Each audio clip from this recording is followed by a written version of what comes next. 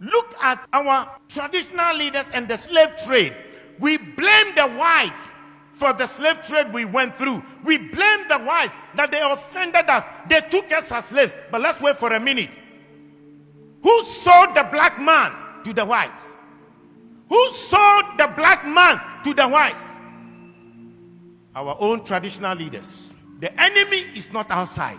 The enemy is within. If we are asking the Europeans to pacify us and also to apologize to us, our traditional leaders must be the first to apologize on behalf of their ancestors for the evil they have done against their fellow blacks. Look at our attitude towards the environment and the destruction of our water bodies. All our river bodies have turned into dark brown. And you know what they said? In the next 20 years, if we don't stop this illegal mining, Ghana, we will import water to drink. Yet we don't care. And Chinese, they will come from their country into our forest, destroy our forest, destroy our land, and illegally mine and damage our waters. How can they come if the traditional leaders didn't give them permission to do that? And in one instance, whilst they were there, our military went there to protect them. Our own military that is supposed to protect us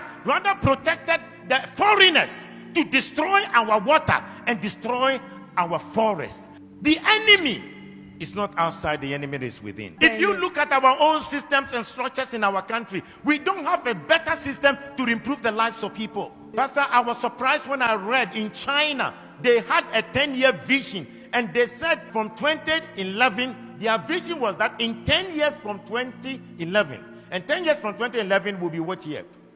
This year, 2021. That they will raise over 20% of the people to become multi-millionaires. Now in 2021, they have 1.8 million Chinese who are multi-millionaires in China. And they are between the age of 40 to 50 years. Multi-millionaires. The government intentionally decided that they will make sure they will have 20% of the population multi-millionaires. They also agreed that they will make sure that they will lift up the poorest of the poor.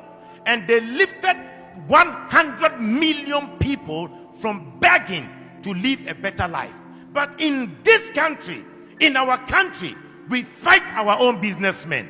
Our government will fight our business people. When they know that your business is thriving, and they know that perhaps you are not sympathetic towards the running party or the ruling party, they will fight you, collapse your company, and make you poor. When in China, they want to make the people rich. In Africa, we want to make our own people poor. The enemy is not outside. The enemy is within. Look at our African leaders.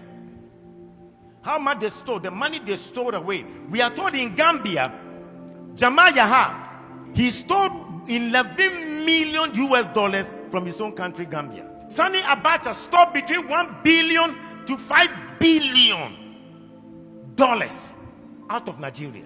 Hosni Mubarak stole 17 million US dollars in 8 years. The enemy is not outside. The enemy to our own progress is within. Look at our presidents, the presidents who were fighting for our independence, what we did to them. In Togo, the man who fought for the independence of Togo, called Sylvanus Olympio, when Togo got independence, he decided that they would not use the French franc, the French CFA. They decided they will have their own Togo currency.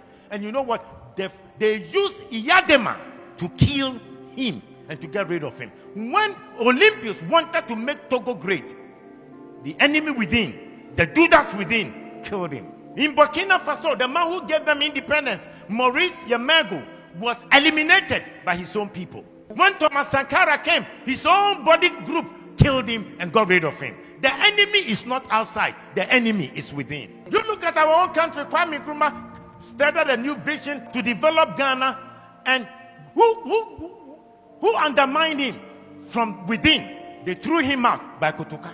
Today we celebrate Kwame Nkrumah, but their own Judas will damage him.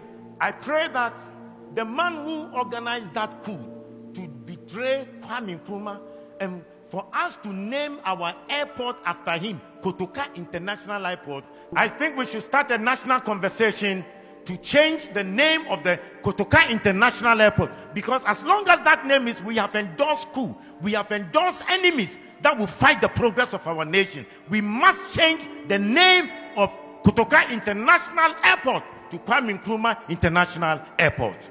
The enemy is not outside, the enemy is within. We need to ask God to give us a new character. Let's change our behavior and have new values, because the person will be smiling with you, smiling with you, yet he will stab you at the back. How can you have a father who wants to destroy your life? Yet in Africa we have governments that do not want to make the people or improve the lives of the people. When in overseas, their governments have created an environment for every citizen to be better. Why is it that our governments can't think about the welfare of the citizens? And we kill the businesses of our own people?